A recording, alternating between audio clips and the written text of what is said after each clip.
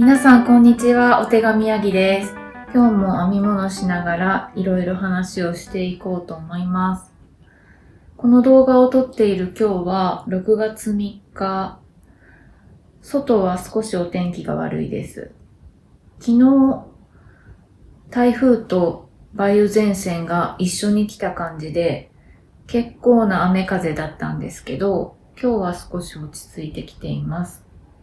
今日お話ししようと思っているメインの話題は、タイトルにある通り、夏の編み物につきもののあの問題について考えてみました。あの問題というのは、これです。手汗。手汗について、いろいろ対策を考えてみましたので、それを皆さんとシェアしたいと思います。それで、本題に入る前に少し今日編んでいるものの話とかしようと思うので、手汗のお話だけ聞きたいわっていう方はチャプターでスキップしてください。それでは早速なんですけど、今日のご紹介したい草花というか、これ少し前にというか、結構前、半年ぐらい前かな、種まきして、ようやく芽が出てきた。こちら、草木と言います。草木って草木染めしている人にとっては結構メジャーな植物かと思うんですけれども、というのも、草木はね、その実が数少ない青く染められる染料になるんです。それでね、私の住んでいるところの近所で、去年の秋頃、草木が自生しているのを見つけたんですよ。で、自生しているやつだったので、秋頃に実がなっているのを少し採取できたんですけど、発見するのが結構遅かったので、もうだいぶ実もしおれてきてる感じで、糸を染められるぐらいの量は取れてないんですけど、少し取ってきて、溜めて、量が溜まったら糸を染めようと思って冷凍保存してたんですけどね。冬になって葉っぱが全部落ちたぐらいの時期に、雑草っていうか、木だから雑木なのかな。雑木扱いで伐採されてしまったんですよ。それでもう、また、翌年の秋になったら取りに行こうと思ってたんですけど、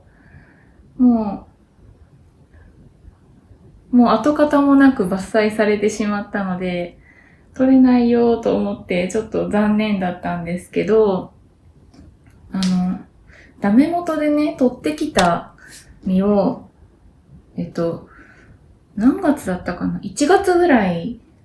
かなに、試しに土の中に植えたんですよ。芽が出たらいいなと思って、ちょっと植えてみたんですけど、その後、半年ぐらい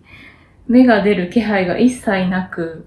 でもちょっと諦めきれずに、たまに水をやったりしてたんですけど、なんと、芽が出てきましたよ。すごい嬉しいです。なのでね、すごい気が長い話なんですけど、これを実が収穫できる日を夢見て大切に育てていこうと思います。すいません、草木染めに興味がないと全然つまんない話だと思うんですけど、芽が出たよという報告をしました。そして、もう一つお話ししたいことが、今編んでいるこれ、プチニットさんのキューミュラスティっていうパターンなんですけど、これについて気づいたことがあったので、ちょっとお話ししようかなと思います。このキューミュラスティっていうのは、半袖で V ネックのウェアの、春夏のウェアのパターンなんですけど、こちら、日本語のパターンもあるので、プチニットさんのデザインの中でも挑戦しやすいパターンなのかなと思うんですけど、ラベリーで購入できるほか、アミリスさんと K2 トブヤーンさんでは、日本語パターン付きのキットで販売されているみたいです。それと、パターンは別で購入する形なんですけど、編み物 YouTuber のニッティングパーティーさんが運営している毛糸屋さん、アミータイムさんでも糸のキットの販売があるみたいなので、そちらでも購入することができるみたいです。このキューミラスティっていうパターンはですね、このように、トップダウンで編んでいく形なんですけど、こういう風にね、V ネックになっている、このネックの終わりのところまでは往復で編みます。そして、袖分けして、ボディを編む段階になったところで、輪にしてぐるぐる編んでいく感じなんですけど、トップダウンのパターンって、最初から輪にして編んでいく進め方だと、ネックのところって、編み始めのネックのところって目数が少ないから、輪針で編もうとすると、中途半端なマジックループみたいな感じになるじゃないですか。それが苦手っていう方にとっては結構編みやすいパターンなんじゃないかなと思います。で、私はプチニットさんのパターンで、ウェアでは、これを編む前にテラッツォスウェーターっていうのを編んだことがあるんですけど、それはタートルネックのプルオーバーなんですけど、それも同じで、ネックのところができるまでは往復に編んでいって、ボディは輪にしてぐるぐる編むっていう編み進め方なんですね。で、そちらは、日本語のパターンになっていないんですけど、キューミュラスティを日本語で編んだ後だと、多分英文でもいけるんじゃないかなって思うんですよね。で、テラッツォもすごい可愛いデザインなので、気になる方はぜひチェックしてみてほしいと思います。それで、このキューミュラスティのパターンを、ここまで編んで気づいたことがあったので、ちょっとそれを皆さんにシェアしたいと思うんですけど、作り目を作った後にマーカーを入れるんですけど、それが日本語のパターンの書き方だと、ちょっとわかりにくいなっていうのがあって、なんか、表編みで進みながらマーカーを入れる風に勘違いしやすいかなって思ったんですよね。で、実際私、一回間違えて表編みで一段編みながらマーカーを入れていってしまったんですけど、それは間違いで、作り目をした後、裏編みで戻りながらマーカーを入れるっていうのが正しいみたいなんですね。で、私はラベリーで購入したので、英文パターンでも確認できたので、その英文パターンの方で確認して、間違えてるっていうことに気づいて、やり直したんですけど、そこが日本語ではちょっとわかりにくいというか、間違いそうな表現だなって個人的に思ったので、ご紹介してみました。アミリスさんとかのキットで販売している日本語のパターンがどうなっているのかはちょっとわからないんですけどね。もしこれからラベリーで購入して編もうかなって思っている方は、そこが一点、注意点として私からご紹介したかったポイントです。それでもう一つ、このパターンのいいなって思ったところを見つけたので、それも皆さんにご紹介しようと思うんですけど、それはですね、このパターンは、サイズ展開がXS から 3XL ぐらいまで展開してるんですけど、そのうちの L から 3XL の間であれば、編んでいる途中でサイズを変えることができるっていうのがいいなって思ったのでご紹介しようと思います。どうしてそれが可能かというとですね、作り目からヨークの途中までは L から 3XL の編み方全く同じなんですね。なので、ヨークの途中のところまでは、もしそのスワッチで出したゲージと実際に編んだ編み地のゲージがちょっと違っちゃったなっていう時には、途中でサイズを変えることができます。本番に入る前にスワッチでゲージを確認したけど、実際編み始めた編み地は、スワッチのゲージより詰まりすぎたとか緩すぎたっていうのは結構あると思うので、それはすごいいいなと思いました。で、ちなみに私、結局予定してたサイズで編み進めてるんですけど、途中の段階での寸法の確認はどういう風にしたかっていうのはご紹介しておこうと思うんですけど、ある程度編んだところで、この後ろ身ごろとかのメリヤス編みで、手加減が安定しているところを選んで、10センチが何目になるか数えてみてください。その目数を測ったら、10割るその目数かける、ボディの目数。ご自身がチョイスしたサイズのボディに入ったところの目数をかけてください。何をしているかっていうと、実際に編んだ手加減の編み地で、仕上がりの、胸周りですね。ここの仕上がりが何センチになるかっていうのが、それで大体の数字が出てくると思います。もしその計算してみた結果が、パターンに記載されている仕上がりの寸法より大きすぎたり小さすぎたりしたら、その段階で、サイズ変更を検討してみるといいと思います。それがヨークまで編んで気づいたことだったんですけど、また何か気づいたことがあったら皆さんにシェアしていきたいと思います。はい。ではようやく本題に入るんですけど、いつも前置きが長くてごめんなさい。夏の編み物の手汗問題についてなんですけど、私が結構調べて導き出した対策をご紹介しようと思います。なんですけど、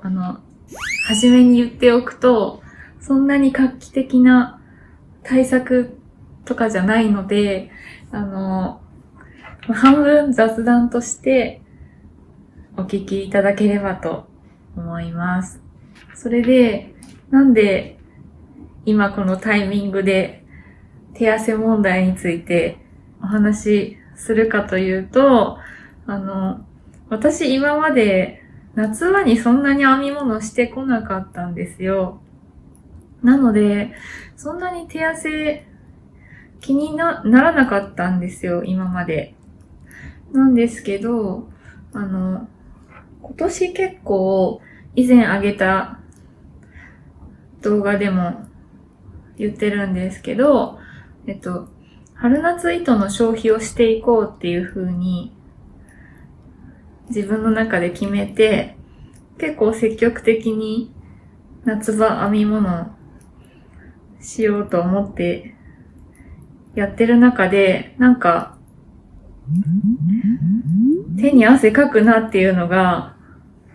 気になってきたんですよ。なので、いろいろ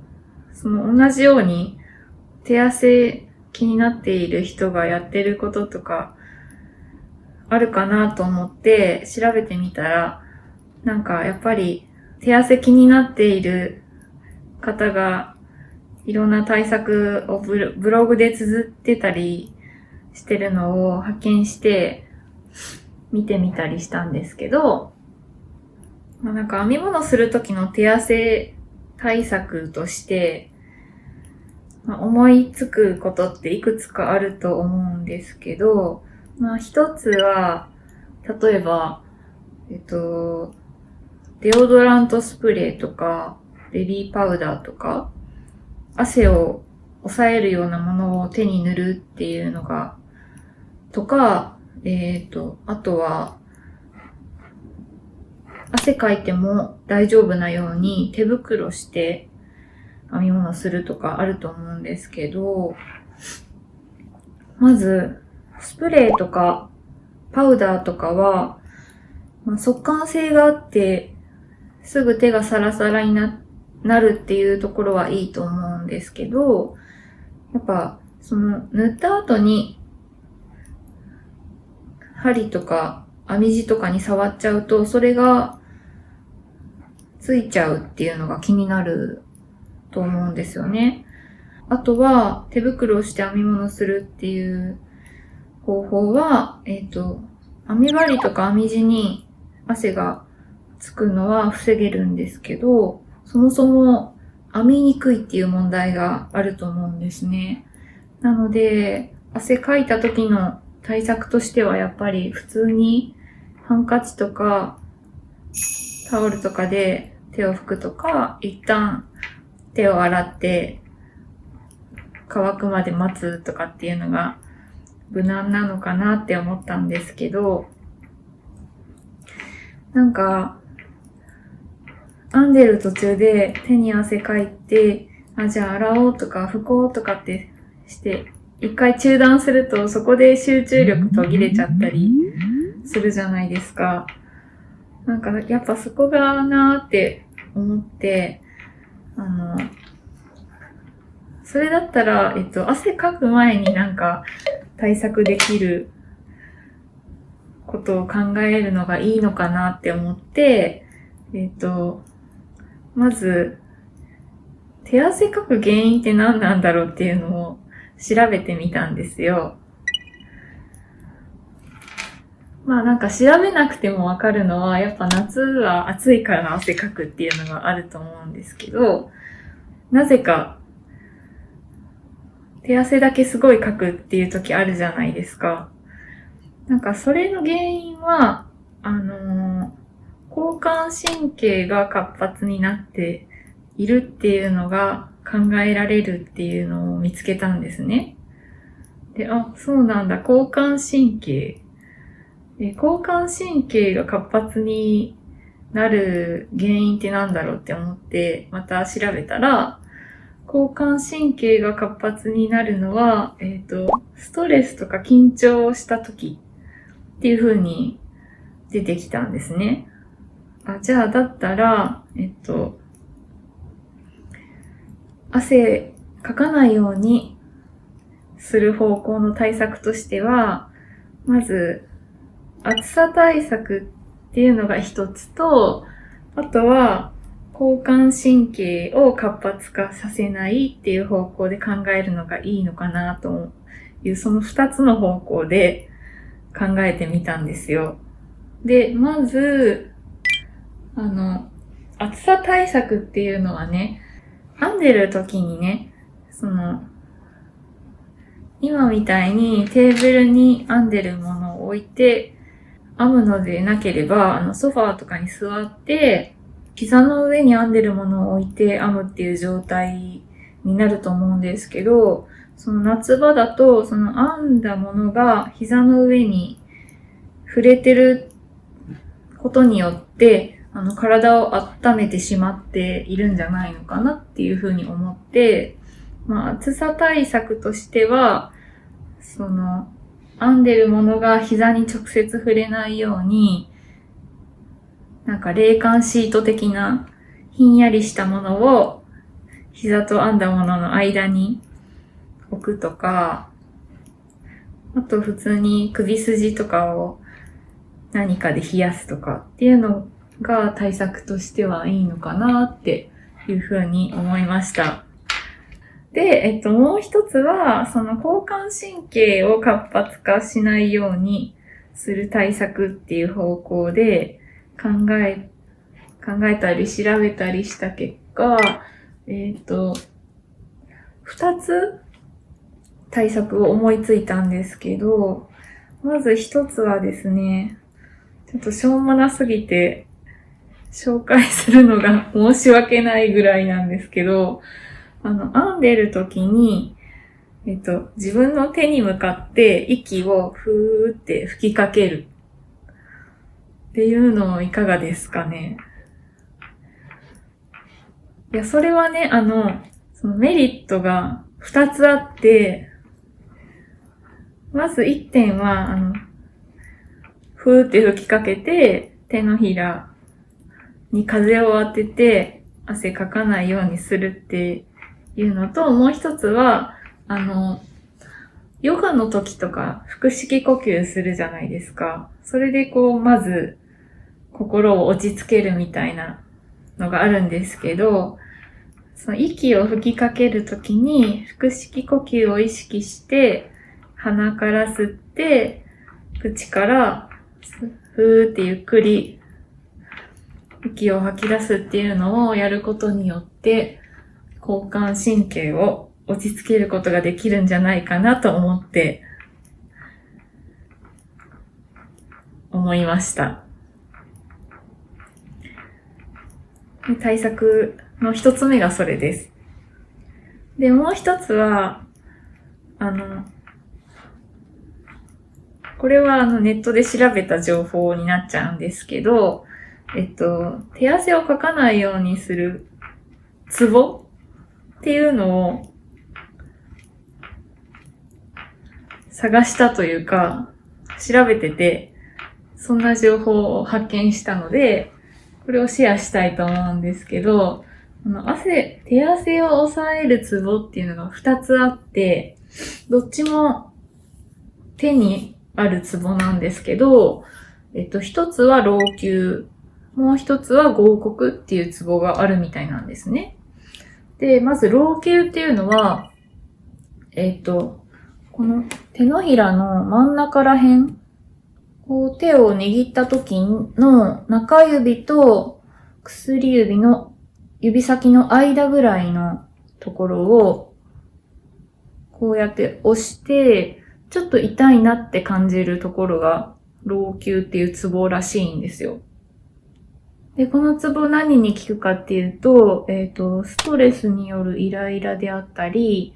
不眠の症状とか、憂鬱な気分とか、倦怠感の症状を改善すると言われているそうです。で、ここをね、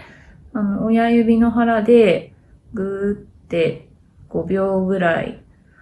押すっていうのを何回かやるとか、あとは両手でゴルフボールとか硬いものを両手で挟んでぐーって押すとかっていう風に刺激するといいみたいです。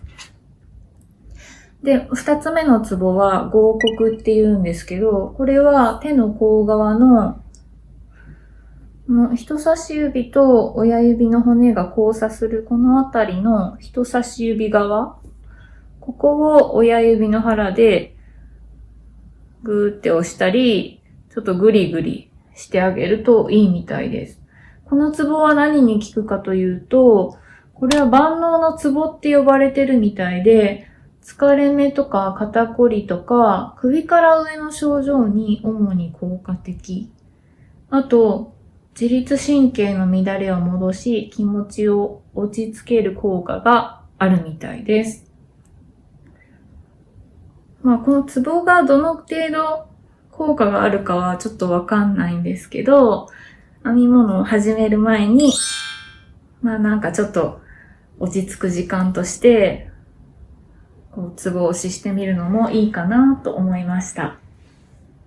あとね、交感神経を落ち着かせるのにどういうことをしたらいいかっていうのを調べたら、バランスの取れた食生活であったり、睡眠の質の向上とか、適度な運動とか、要は健康的な生活をしなさいっていうことみたいですね。なんか、これ私にとっては結構耳が痛い話だったんですけど、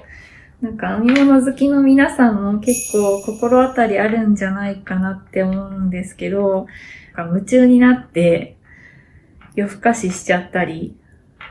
しがちだと思うんですよね。なんでそんな基本的なね、健康的な生活を送ることが大事という結論に至りました。そんな感じで手汗対策について今回はお話ししてみたんですけど、皆さんが